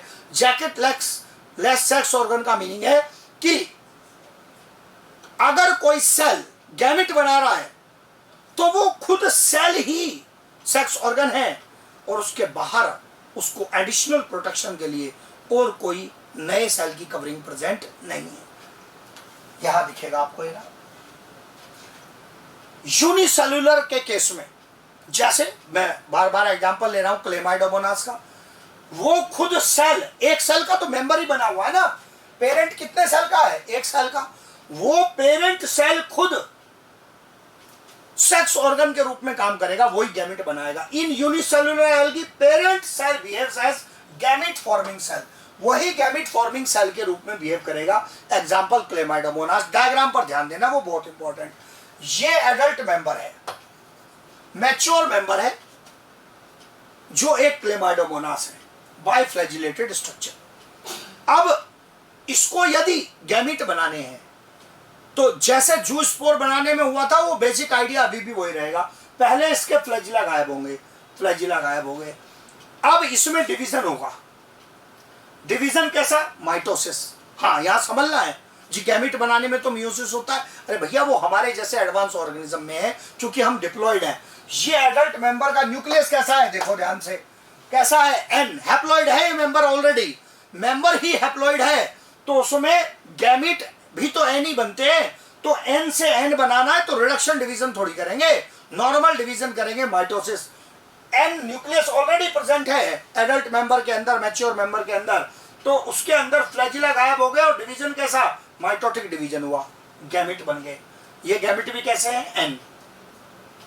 इन गैमिट्स का फ्यूजन होगा, फ्यूजन हो गया, ये क्वाड्री फ्लैजिलेट, 4 फ्लैजिला की स्टेज दिखेगी, और फिर उससे क्या बन गया, ये डिप्लॉइड जाइगोट, 2n जाइगोट बन गया,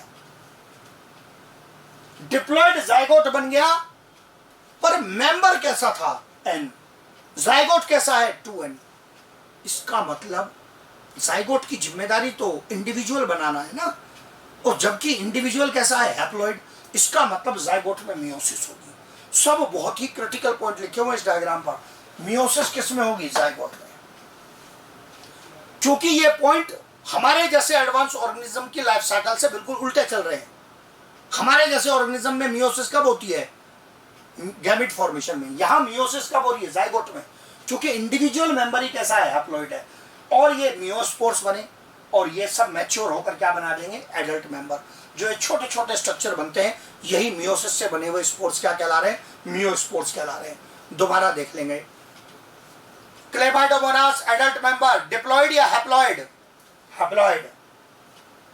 अगर ये गैमिट बनाएगा तो इसमें क्या क्या बदलाव होंगे, पहले फ्लैजिला गायब होंगे, डिवीजन कैसा होगा, माइटोसिस, क्योंकि वो ऑलरेडी हैप्लॉइड है। माइटोटिक डिवीजन से गैमिट बने। क्या एक ही मेंबर से बने हुए गैमिट भी आपस में फ्यूज कर सकते हैं, यस। अलग अलग परिस्थितियां होती हैं, एक मेंबर के गैमिट भी फ्यूज कर सकते हैं, 2 अलग अलग के भी फ्यूज हो सकते हैं, वो अलग अलग कंडीशन होती है। तो यहां पर ये जो गैमिट बने, इनका फ्यूजन हो गया। फ्यूजन होने पर कुछ समय के लिए ये 4 फ्लैजिला वाली स्टेज आती है, जो क्वाड्री फ्लैजिलेट कहलाती है, और फिर इसमें ये सारे फ्लैजिला गायब हो जाएंगे और ये जाइगोट बन जाएगा, डिप्लॉइड। जाइगोट की जिम्मेदारी क्या है, नया मेंबर बनाना। और जाइगोट को अगर नया मेंबर बनाना है तो जाइगोट में कैसा क्या होना पड़ेगा, मियोसिस, रिडक्शन डिवीजन, क्योंकि मेंबर कैसा है, हैप्लॉइड, जाइगोट कैसा है, डिप्लॉइड। मियोसिस से ये आपको 4 सेल बनते दिखाई दे रहे हैं, जो मियोस्पोर के रूप में बनेंगे, और ये मैच्योर होकर क्या बना देंगे, ये नए एडल्ट मेंबर को बना देंगे। और छोटे छोटे सवाल आपके दिमाग में आ सकते हैं, दिखने में ये भी वैसा ही लग रहा है, ये भी वैसा ही लग रहा है, ये भी वैसा ही लग रहा है, ये बच्चों के सवाल होते हैं। हाँ जी, आपकी गलती नहीं है। क्लेमाइडोमोनास का एडल्ट मेंबर साइज में थोड़ा बड़ा है, गैमिट उससे साइज में काफी छोटे हैं, पर अगर देखेंगे तो ये भी ऐसा बाइफ्लैजिलेट होता है, ये भी ऐसे बाइफ्लैजिलेट होते हैं। इसमें कुछ हम कर नहीं सकते, जैसा स्ट्रक्चर है वैसा हमने बनाया है। तो ये एडल्ट मेंबर का साइज बड़ा है, गैमिट उससे छोटे। ज़ूस्पोर अभी आपको दिखाए थे, वो भी ऐसे ही थे दिखने में। इनफैक्ट आंखों से देखकर अगर मैं आपको किसी पानी में सैंपल दे दूं और उसमें जूस्पोर और गैमिट दोनों हो क्लेमाइडोमोनास के पानी के अंदर, तो आप माइक्रोस्कोपिक एग्जामिनेशन से भी ये पहचान नहीं पाएंगे कि ये जूस्पोर है या गैमिट है। ये तो उनके व्यवहार से पता चलेगा। अगर वो फ्यूज करने वाले स्ट्रक्चर है तो गैमिट है, बिना फ्यूज किए डायरेक्ट मेंबर बना रहे तो जूस्पोर है। देख के पता नहीं चला पाएंगे जी। तो दिखने में इसके जूस्पोर भी वैसे ही लगते हैं और इसके गैमिट भी वैसे ही लगते हैं, मियोस्पोर भी वैसे ही लगते हैं, दिखने से पता नहीं चलता है। ये मैच्योरेशन से क्या बना देंगे, नए मेंबर को बना देंगे। तो इसका मतलब एक क्रिटिकल पॉइंट याद करने वाला क्या आ गया, मियोसिस इज जाइगोटिक। ये बहुत महत्वपूर्ण है, क्योंकि ज्यादातर एल्गी में ये पॉइंट काम आएगा। मैं एक जगह इसका पूरा स्ट्रॉन्ग कॉन्सेप्ट डेवलप कर रहा हूं, ये ज्यादातर एल्गी में काम आएगा कि मियोसिस कैसी है, जाइगोटिक है। अधिकतर एल्गी में काम आने वाली है ये पॉइंट। तो जाइगोटिक मियोसिस है, क्योंकि मेंबर खुद कैसा है, हैप्लॉइड है। अगला केस आ गया, अगर मल्टीसेलुलर एल्गी है तो उसके एक या एक से ज्यादा सेल सेक्स ऑर्गन के रूप में या गैमिट फॉर्मिंग सेल के रूप में बिहेव कर सकते हैं। जैसे कि यूलोथ्रिक्स एक फिलामेंटस एल्गी है, इसमें मल्टीपल सेल है। इसमें सपोज मैंने एग्जांपल लिया इसके 3 सेल का, और भी आगे सेल होंगे। ये गैमिट फॉर्मिंग सेल के रूप में बिहेव कर रहे हैं, ये नहीं कर रहा है। गैमिट फॉर्मिंग सेल करने के लिए इसको क्या करना पड़ेगा? सबसे पहले सेल के अंदर की प्रोटोप्लाज्म में डिवीजन होगा, कई सारे सेल बनेंगे, और जो सेल ऐसा करेगा वो क्या कहलाएगा? गैमिटेंजियम। ध्यान से देख लेंगे, जो सेल गैमिट बनाएगा वो क्या कहलाएगा? गैमिटेंजियम। इसमें प्रोसेस आगे बढ़ गया है, गैमिट रिलीज कर रहा है, इनमें अभी प्रोसेस चल रहा है। ये भी गैमिटेंजियम है, ये भी गैमिटेंजियम है, ये सब गैमिटेंजियम के रूप में ही बिहेव कर रहे हैं, सब गैमिटेंजियम के रूप में बिहेव कर रहे हैं। तो एक या एक से ज्यादा सेल बिहेव कर सकते हैं सेक्स ऑर्गन के रूप में। जो भी सेल सेक्स ऑर्गन के रूप में बिहेव करेगा वही क्या कहलाएगा? गैमिटेंजियम कहलाएगा। गैमिटेंजियम के अंदर डिवीजन हुआ। डिवीजन कैसा? माइटोसिस। क्योंकि फिलामेंट कैसा है? हैप्लॉइड। माइटोटिक डिवीजन से क्या बन गए? गैमिट। फिर देखने में वैसे ही लगेंगे, ये बाइफ्लैजिलेटेड गैमिट है, देखने पे नहीं जाना है जी, बिल्कुल होते ही ऐसे हैं।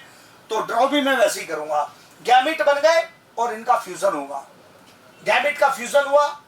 हाँ, आप नोटिस करेंगे कि मैंने जब यहां फ्यूजन दिखाया था तो ऐसे इनके फ्रंट से दिखाया था। ये एंटीरियर या फ्रंट साइड से फ्यूज होते हैं, और यूलोथ्रिक्स में जो फ्यूजन होता है वो अलग तरीके से होता है, वो साइड बाय साइड है, लेटरल फ्यूजन होता है। तो मैंने उसी हिसाब से रिप्रेजेंट किया है। पर जैसे मैं कई पॉइंट पर कहता हूँ, ये बहुत माइक्रो पॉइंट है, ये आपके लेवल पर बच्चे से सवाल बनेगा नहीं कहीं कि क्लेमाइडोमोनास के गैमेट का फ्यूजन हेड बाय हेड है, एंटीरियर है और ये लेटरल है। हाँ, डायग्राम में मैंने दिखा दिया, पर थ्योरेटिकली मैं इसका बड़ा महत्व नहीं मानता हूँ, आपको इसका सामना नहीं होगा। फिर ये फ्यूजन होने के बाद फ्लैजिला विड्रा हो जाएंगे, ये डिप्लॉइड जाइगोट बन गया।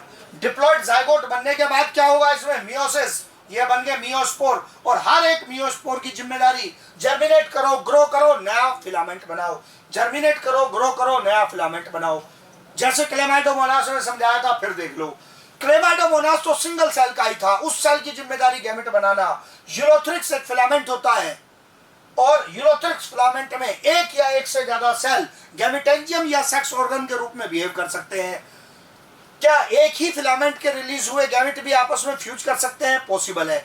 मतलब अगर ऐसा हुआ तो आप कहेंगे पुराना टर्म होमोथैलिक, सिंगल थैलस के अलग अलग फिलामेंट वाले फ्यूज हुए तो हेट्रोथैलिक।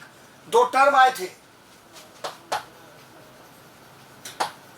पहले समझा चुका हूं इनका मीनिंग, होमोथैलिक एंड हेट्रोथैलिक। अगर सेम फिलामेंट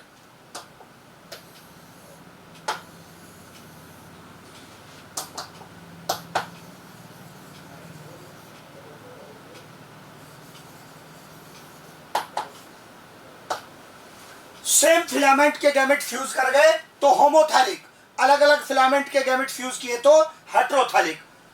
अब यहां जो हम केस देख रहे हैं, अभी हमने ये सेम फिलामेंट से लिया, दोनों पॉसिबिलिटीज हैं यहाँ। अब ये जाइगोट बन गया, वही पुरानी कहानी। मियोसिस कैसा? जाइगोटिक। अभी अच्छे से याद कराया था कि अधिकतर एल्गी में यही मिलेगा। जाइगोट में डिवीजन कैसा होगा? मियोसिस के माध्यम से होगा, और मियोसिस के माध्यम से ये हैप्लॉइड मियोस्पोर्स बन गए, और हैप्लॉइड मियोस्पोर जर्मिनेट करके क्या बनाएंगे? नया हैप्लॉइड फिलामेंट बनाएंगे, नए हैप्लॉइड फिलामेंट का फॉर्मेशन होगा। दोनों ही जो साइकिल चलाई है मैंने आपके सामने सेक्सुअल रिप्रोडक्शन में, दोनों इंपॉर्टेंट है, दोनों को ध्यान से देखेंगे तब अगले पॉइंट पर जाऊंगा। क्लेमाइडोमोनास इधर से चल रही थी,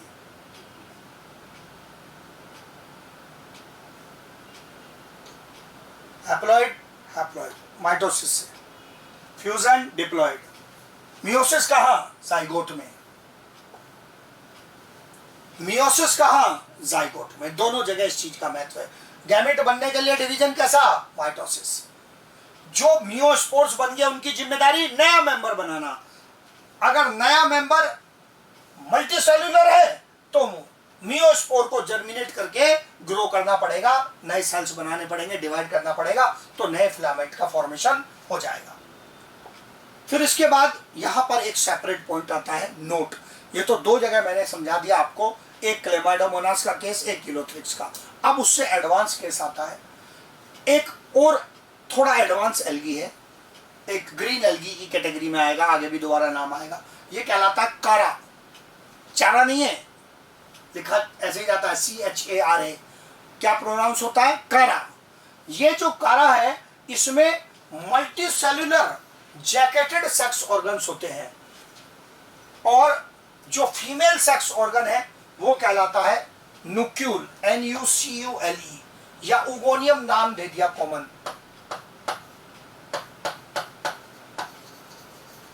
ये न्यूक्यूल।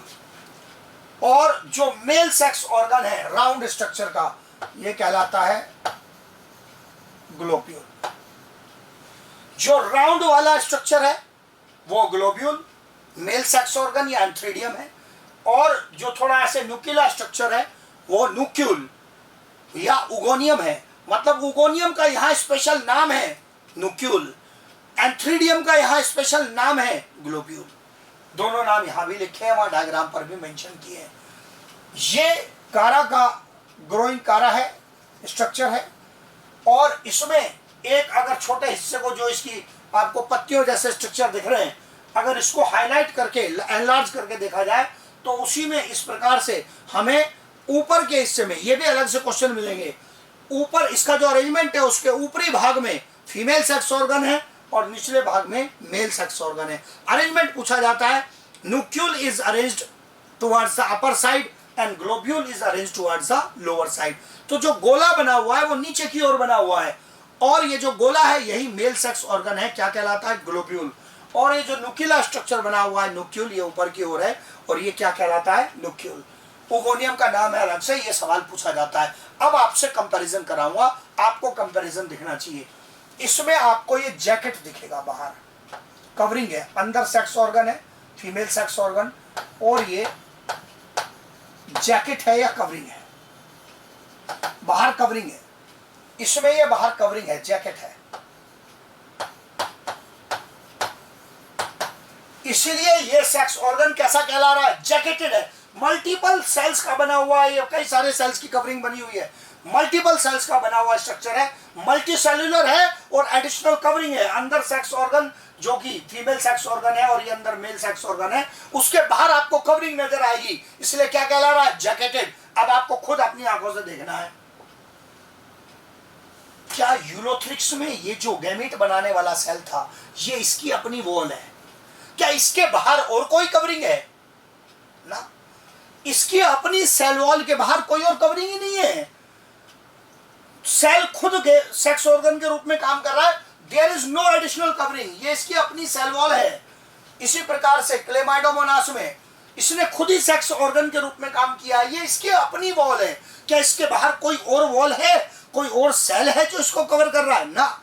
इसलिए क्लेमाइडोमोनास, यूलोथ्रिक्स और ज्यादातर अन्य एल्गी में यदि सिंगल सेल या एक से ज्यादा सेल सेक्स ऑर्गन के रूप में बिहेव करेंगे तो वो जैकेटलेस सेक्स ऑर्गन होंगे। एक्सेप्शन कौन? कारा। कारा में सेक्स ऑर्गन कैसे हैं? जैकेटेड है। तो ये अलग से क्वेश्चन बनता है, एक्सेप्शन वेरी इंपॉर्टेंट है। डायग्राम सहित यहां आपको समझाया है, अच्छे से ध्यान दें, कंपैरिजन कराया है, फिर चाहे देख लेंगे। यहां पर इसकी अपनी वॉल के बाहर कोई एडिशनल कवरिंग नहीं है, सेल की अपनी वॉल ही केवल ओनली कवरिंग है, जबकि यहां पर ये मल्टी सेलुलर स्ट्रक्चर्स है और एडिशनल कवरिंग है बाहर, अन्य सेल की बनी हुई एडिशनल कवरिंग प्रेजेंट है, और इसलिए ये कहलाता है multi cellular jacketed sex organ. ये एक एडवांस फीचर होता है, जैकेटेड और मल्टी सेलुलर होना, ये फीचर एडवांस फीचर होता है जो आपको यहां पर कारा के अंदर दिखाई दे रहा है। ये सारा डिस्कशन हमारा इनके सेक्स ऑर्गन से रिलेटेड आ गया। एल्गी के सेक्सुअल रिप्रोडक्शन के बारे में हम लोगों ने डिस्कस किया। उसी से कनेक्ट होते हुए 3 टाइप के सेक्सुअल रिप्रोडक्शन है जिनका नाम हमने पहले भी पढ़ा है, प्रोटिस्टा में भी यूज किया है, फंजाई में भी यूज किया है। ये नाम फिर से हमारे सामने आ रहे हैं जो एल्गी में भी एप्लीकेबल है। Types of sexual reproduction, algae के मामले में एप्लीकेशन अपने पुराने टर्म्स का आ रहा है। आइसोगेमी, याद करो पुराना टर्म बताया था, यदि जो 2 गैमेट फ्यूज हो रहे हैं वो दिखने में साइज, शेप, कलर में एक जैसे हैं तो क्या बोला था उसको? मॉर्फोलॉजिकली सिमिलर है। साइज, शेप, कलर एक जैसा हो गैमेट्स का, then they are called morphologically similar, but physiologically different. जब हम बोलते हैं फिजियोलॉजिकली डिफरेंट, इसके कहने का मतलब है कि ये दिखने में तो गैमिट आपको एक जैसे लग रहे हैं, लेकिन इनमें से एक गैमिट का जो बिहेवियर है वो मेल गैमिट के रूप में है और दूसरे गैमिट का जो बिहेवियर है वो फीमेल गैमिट के रूप में है। इसको बोलते हैं आप फिजियोलॉजिकली डिफरेंट, और इनके फ्यूजन से क्या बन गया, जाइगोट का फॉर्मेशन हो गया। तो ये केस है आइसोगेमी का। गैमिट्स मॉर्फोलॉजिकली सिमिलर, मतलब size, shape, colour are similar. देख के अंदाजा लगाना संभव नहीं है, पर एक का बिहेवियर मेल की तरह, दूसरे का बिहेवियर फीमेल गैमिट की तरह है। किस में ये आइसोगेमी कैसे एल्गी में पाई जाती है? सबसे पहले तो कॉमन एग्जांपल में आ गया यहाँ पर ये क्लेमाइडोमोनास डिबारियनम। अब ये जनरली तो आप क्लेमाइडोमोनास यहाँ तक जीनस का नाम पढ़ते हैं, अब यहाँ इसमें इसके स्पेसिफिक एपिथेट को भी, मतलब पूरा स्पीशीज का नाम दिया गया है क्लेमाइडोमोनास डिबारियनम। उसका कुछ कारण है, दिखेगा आपको कि पूरा याद करने की आवश्यकता क्यों पड़ी है। फिर उसके बाद पहले भी नाम आया हमारे डिस्कशन में फिलामेंटस एल्गी में, क्या, यूलोथ्रिक्स, और एक और green algae Ectocarpus and another green algae spirogyra. ये सब फिलामेंटस वाली कैटेगरी है। अब यहाँ पर आप जो देख रहे हैं ये सब आइसोगेमी के केसेस हैं। इनमें से क्लेमाइडोमोनास काफी इंपॉर्टेंट है, स्पायरोगायरा बहुत इंपॉर्टेंट है। स्पायरोगायरा में भी दो जो गैमिट फ्यूज करेंगे वो साइज, शेप, कलर में एक जैसे होंगे, पर यहाँ अतिरिक्त क्वेश्चन बन जाएगा। और स्पायरोगायरा में जो गैमिट्स है वो नॉन मोटाइल है, नॉन मोटाइल गैमिट्स है।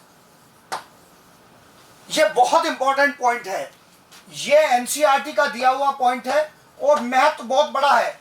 इसमें जो दोनों ही गैमिट फ्यूज करते हैं, दोनों ही नॉन मोटाइल होते हैं, उनमें अगर कोई मूवमेंट होती है तो वो अमीबा के टाइप की मूवमेंट होती है, फ्लैजिला वाली मूवमेंट नहीं है। जब हम मोटाइल वर्ड यूज करते हैं, it is particularly related to the presence of cilia और फ्लैजिला। फ्लैजिला सीलिया की प्रेजेंस की वजह से मूवमेंट हो तब मोटाइल बोलते हैं। नॉन मोटाइल कहने का अर्थ सही समझना है, नॉन मोटाइल कहने का अर्थ ये नहीं होता कि किसी भी प्रकार की मूवमेंट नहीं है, मीनिंग होता है सीलिया फ्लैजिला वाली मूवमेंट नहीं है। जैसे अगर मैं मूव कर रहा हूं तो मेरे लिए लोकोमोशन वर्ड यूज होगा, मोटाइल नहीं। मैं कोई सीलिया फ्लैजिला से थोड़ी मूव कर रहा हूं, सीलिया फ्लैजिला से मूवमेंट होती है तभी टेक्निकली मोटाइल वर्ड आता है। सीलिया फ्लैजिला में से कोई नहीं है तो क्या लिखते हैं, नॉन मोटाइल। स्पायरोगायरा के जो गैमिट्स है वो नॉन मोटाइल है। स्पायरोगायरा में कोई भी मोटाइल स्टेज बनती ही नहीं है, इसलिए कहा कि इस एग्जाम्पल का महत्व बड़ा है, इस पर अलग से क्वेश्चन बनेगा। तो इसका मतलब दो बड़े सवाल हो गए आपके सामने, पहले क्लेमाइडोमोनास डिबारियनम एंड स्पायरोगायरा। फिर इसके बाद अगली प्रायोरिटी पर याद रह जाए आपको, तब नंबर आएगा आपका यूलोथ्रिक्स का, एक्टोकार्पस का। ये पहले दोनों याद करने हैं। फिर उसके बाद अगला केस आया अपना डिस्कशन में एनाइसोगेमी का। फिर पुरानी इंफॉर्मेशन जरूर याद करनी है। यहां जो दोनों गैमिट फ्यूज कर रहे हैं वो मॉर्फोलॉजिकली भी डिफरेंट है और फिजियोलॉजिकली तो है ही। एक का बिहेवियर मेल गैमिट की तरह, दूसरे का फीमेल गैमिट की तरह। एक गैमिट साइज में लार्ज है, दूसरा गैमिट साइज में स्मॉल है, ये इनका डिफरेंस है। One gamete larger another smaller, लेकिन दोनों में मोटिलिटी प्रेजेंट है। और फिर इससे भी क्या बन जाएगा, फ्यूजन से जाइगोट। हर एक गैमिट कैसा है, हैप्लॉइड, एन रिप्रेजेंटेशन एन, और फ्यूजन से क्या बन गया, जाइगोट 2n बन गया। एक गैमिट लार्ज, एक स्मॉल। अब यहां फिर एग्जांपल देखना, एग्जांपल में आ गया क्लेमाइडोमोनास ब्राउनी। अब इसीलिए तो यहां पर नाम पूरा लिखना पड़ा था। क्लेमाइडोमोनास में आइसोगेमी भी है, क्लेमाइडोमोनास डिबारियनम। क्लेमाइडोमोनास में के कुछ अन्य स्पीशीज में जैसे क्लेमाइडोमोनास ब्राउनी में आपको क्या मिलेगी, एनाइसोगेमी। इसलिए पूरा नाम याद करने की जरूरत पड़ रही है। फिर उसके बाद अगला केस आ गया ऊगेमी का या ऊगेमस फ्यूजन का। जो ऊगेमस होते हैं या उनमें ऊगेमी पाई जाती है, वहां पर female gamete is larger and non motile. Female gamete large और नॉन मोटाइल होता है, जबकि मेल गैमिट स्मॉलर होता है और मोटाइल होता है। यही यहाँ डिस्क्रिप्शन में डायग्राम में दिखेगा आपको। Female gamete is larger and non motile, कोई फ्लैजिला नहीं है। Male gamete is smaller and motile, zygote बन गया जी, जाइगोट 2n। जाइगोट बनेगा 2n, जाइगोट का फॉर्मेशन जो होगा वो 2n होगा। अब यहां पर दोनों ही गैमेट nn है। फिर आ गया नाम क्लेमाइडोमोनास का। क्लेमाइडोमोनास कोसिफेरा जो है ये ऊगेमस रिप्रोडक्शन दिखाता है। इसका मतलब क्लेमाइडोमोनास की कुछ स्पीशीज में आइसोगेमी, कुछ स्पीशीज में एनाइसोगेमी, कुछ स्पीशीज में ऊगेमी, मतलब ऊगेमस कैरेक्टर प्रेजेंट है। तो इसका मतलब क्लेमाइडोमोनास तीनों के एग्जाम्पल में है। तो आपको याद करने हैं ये तीनों एग्जाम्पल। और मेन जो क्वेश्चन बनता है वो ये बनता है, वो एल्गी बताओ जिसके अंदर आपको ये सभी प्रकार के तीनों कैटेगरी के सेक्सुअल रिप्रोडक्शन मिल जाए। तो हो सकता है आपसे पूरा स्पेसिफिक नाम ना पूछे, बस इतना ही नाम देने से पता चल जाए कि क्लेमाइडोमोनास में तीनों हैं। पर संभल के चलना है, क्वेश्चन तो कुछ भी बन सकता है आगे। तो आइसोगेमी किसमें? Chlamydomonas debaryanum. एनाइसोगेमी किसमें? Chlamydomonas braunii. ऊगेमी किसमें? क्लेमाइडोमोनास कोसिफेरा में। तो तीन है, ये सॉलिड एग्जांपल तैयार हो गए। इसके बाद इसमें बहुत इंपॉर्टेंट एग्जांपल है वॉल्वॉक्स का। इस पर अक्सर क्वेश्चन आया है। ये वॉल्वॉक्स एक कॉमन एग्जांपल है जो कि ऊगेमी में पूछा जाता है। कारण है इसमें धोखा लगने के चांस हैं। ऊगेमी ज्यादातर केस में ये एडवांस एल्गी में पाई जाती है, पर ये जो दोनों पहले एग्जांपल हैं क्लेमाइडोमोनास कोसिफेरा एंड वॉल्वॉक्स, ये इतने एडवांस नहीं है। बाकी ये काफी कॉम्प्लेक्स एल्गी है। फ्यूकस, कारा, सरगासम, ये काफी एडवांस एल्गी है, बड़े एल्गी हैं। लेकिन ये जो दोनों पहले एग्जांपल हैं, ये बड़े एल्गी ना होने के बावजूद भी इनमें क्या पाई जा रही है? ऊगेमी पाई जा रही है। तो इसका मतलब क्लेमाइडोमोनास कोसिफेरा, वॉल्वॉक्स, फ्यूकस, कारा एंड देन सरगासम। सरगासम भी एक इंपॉर्टेंट मैरीन एल्गी है जो आप आगे ब्राउन एल्गी में डिटेल में पढ़ेंगे। एनसीईआरटी के पॉइंट ऑफ व्यू से अगर मैं देखूं तो इसमें वॉल्वॉक्स की इंपॉर्टेंस काफी ज्यादा है, उस पर क्वेश्चन ज्यादा आए हैं। कारा पर भी सवाल बन सकता है क्योंकि ये भी एडवांस एल्गी में काउंट होता है। फिर इसके बाद यहां पर आप देखेंगे, कंपैरिजन कर लेंगे ध्यान से, खूब बढ़िया कंपैरिजन कर लेंगे। आइसोगेमी में क्या आपको ये बात याद हुई? क्लेमाइडोमोनास तीनों कैटेगरी में आ रहा है। Chlamydomonas shows isogamy, anisogamy as well as oogamy. अब आपसे एक एक्स्ट्रा क्वेश्चन बन सकता है कि क्लेमाइडोमोनास में तीनों हो सकते हैं, तो सबसे कॉमन क्या है ये बताओ। इसलिए इस पर वापस आया हूं। तो क्लेमाइडोमोनास में सबसे कॉमन जो है वो आइसोगेमी है। मतलब अगर ऑल ऑफ द अबव आ जाए क्लेमाइडोमोनास में, आइसो, एनाइसो, ऊगेमी, तो ऑल हो जाएगा, कोई दिक्कत नहीं है। ऑल नहीं हो और एक आंसर देना पड़े तो क्लेमाइडोमोनास के लिए आइसोगेमी सबसे अप्रोप्रिएट आंसर बनेगा। So isogamy is most common in Chlamydomonas. Simple unicellular algae है, ज्यादा कॉम्प्लेक्स स्ट्रक्चर है नहीं है, तो आइसोगेमी पाए जाने के चांस ही ज्यादा है। तो यहाँ जो जो पॉइंट हमारे बनते थे कंपैरिजन के भी, ये सारे मैंने बता दिए, इनका कंपैरिजन कर दिया। और ये एग्जांपल्स आपको यहाँ तो एक ही एग्जांपल दिया है, कोई ज्यादा कॉम्प्लेक्स सवाल बनता नहीं है। और यहाँ पर एग्जांपल थोड़े ज्यादा है, एग्जामिनेशन के पॉइंट ऑफ व्यू से जो लिखे हैं उसमें भी स्पेसिफाई कर दिया है किस पर ज्यादा ध्यान देने की जरूरत है।